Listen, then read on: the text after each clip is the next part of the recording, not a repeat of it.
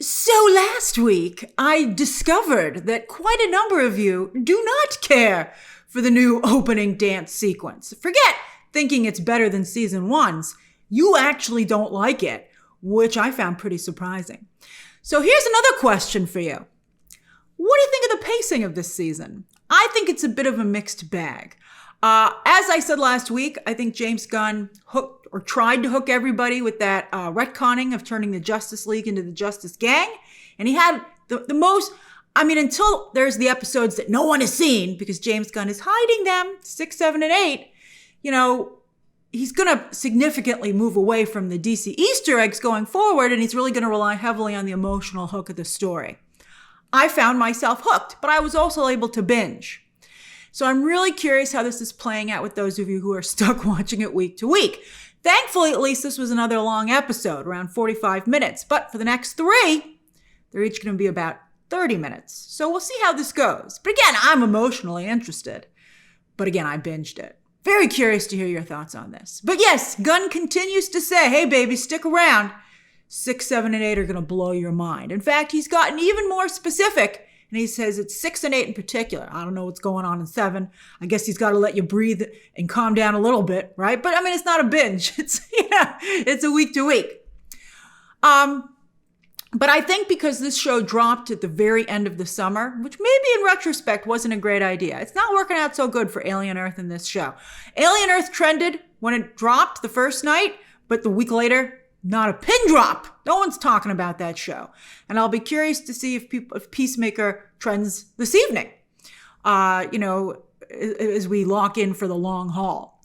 But I think what's more likely to happen is that when episode 6 drops at the end of September, and if it's indeed as DC Universe changing as James Gunn has promised with the guest stars that he's promising from his Superman movie, I don't know if that's 6 or 8, but maybe then everybody will jump in at the last minute and binge to catch up. That might be what happens. We'll see. But who are you who are going to ride this train week to week all the way through?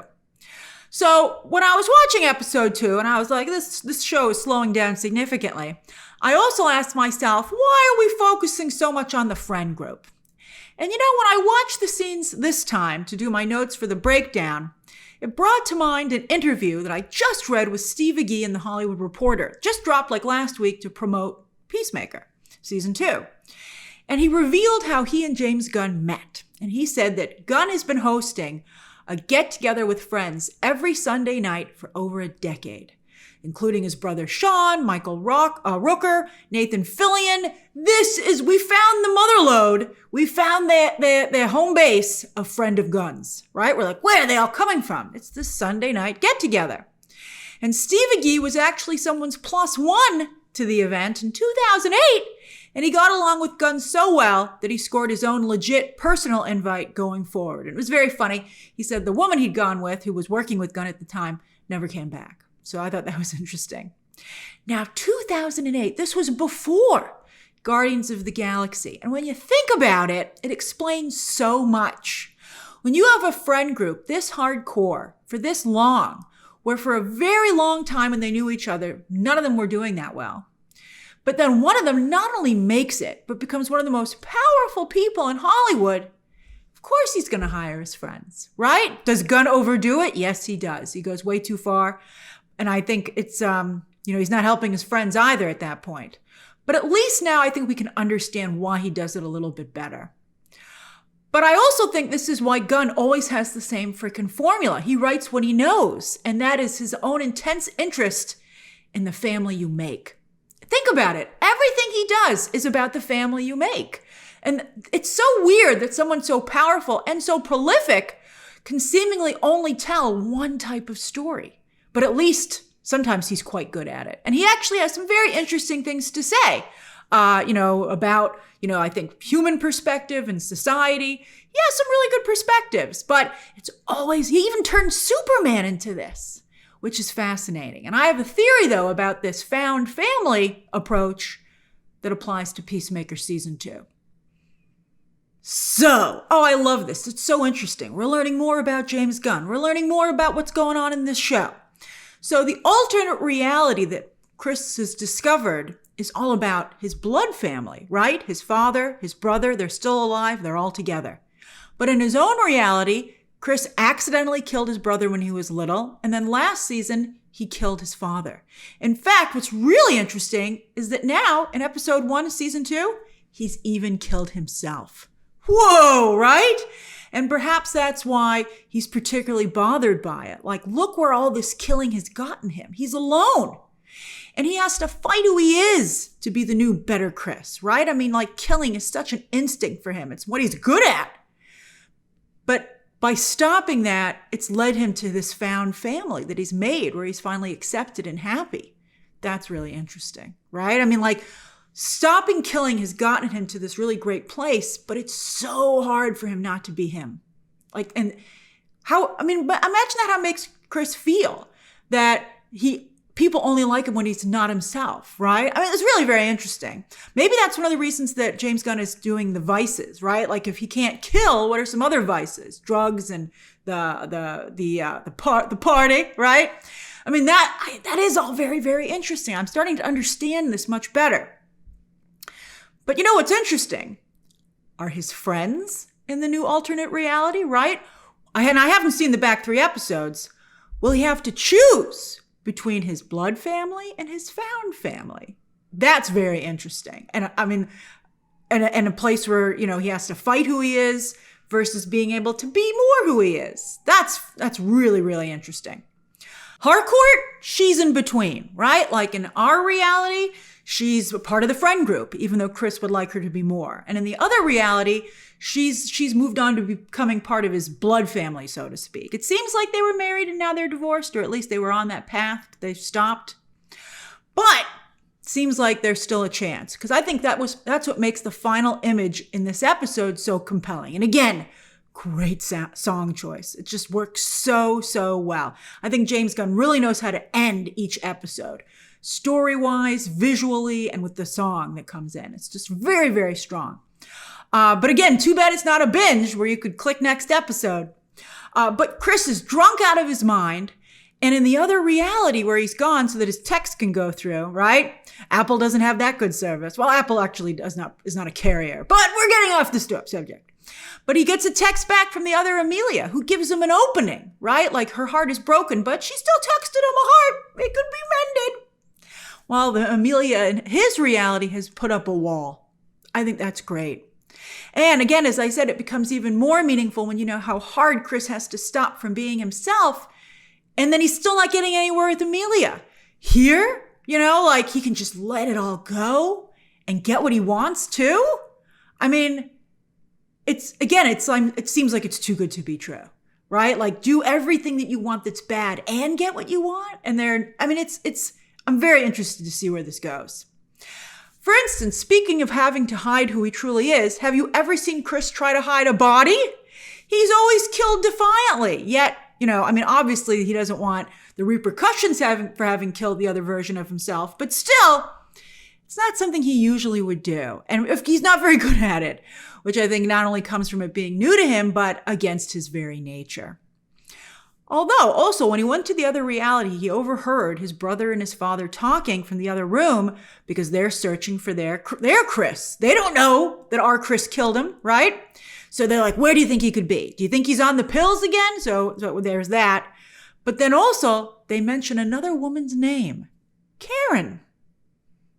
So yeah, speaking of vices, this other Peacemaker is still indulging in many of the ones that our Chris has had to give up. Although, not totally. When our Chris shows his bedside table, it looks like Elon Musk meets Cracker Barrel over there. The old good Cracker Barrel. But that was some interesting choices there. But then who is this Karen? It's always a Karen, right? Maybe that's the joke. But also I was like, maybe there's a Karen in DC Comics. So I did some digging. I came up with 3 potential people. There's Bumblebee, aka Karen Beecher, who is certainly a quirky type of character from DC who would fit very well with not only what James Gunn is doing here, but James Gunn's aesthetic. And she's not a huge character that, you know, James Gunn would want to use somewhere else, right? But then there's also Power Girl, aka Karen Starr, a little closely related to Superman, but Gunn's all into Superman these days. And, I think we can see why Gunn would be maybe interested in this character. There'd certainly be a lot of commentary and jokes he could make here. And then also, Karen Ryder. Who? Let me tell you. Karen Ryder is a small character from DC Comics who was a member of the Peacemakers, although interestingly in the comics that had nothing to do with Peacemaker. But that was their name, and they were a law enforcement group that kept citizens in line. There are some developments coming up, that's all I'll say, that might fit with this. I'm not sure, but James Gunn had to have put this breadcrumb out for us for a reason, to have this other woman, Karen, her name mentioned. Perhaps at the very least to show that while our Peacemaker still has his heart set on Amelia, the other Peacemaker made some kind of connection with another woman. Speaking of connections, I know a lot of people have been interested in Peacemaker being established as bi last season and a little bit this season as well. And it's been very important to some people. And so I wonder how fans will react to, it seems, Vigilante, aka Adrian, being identified / coming out as asexual this episode. I know that will be very important to some people. It's interesting, for all of his crass bro jokes, I think these other elements that James Gunn is exploring in this series certainly make for it seems contrary, like they couldn't fit together, but then maybe that's what makes them in some way such a compelling combination. But that threesome that everybody heard about it. I wasn't even watching season 1 and I heard about it last season. But they establish here that at least for Adrian, that was less about the actual act and more another example of his desperation to connect as a friend with his hero, Peacemaker. I still not quite seeing what you guys see in Adrian. Except for this shot, then, it's kind of obvious. But, not really. That's not doing it for me.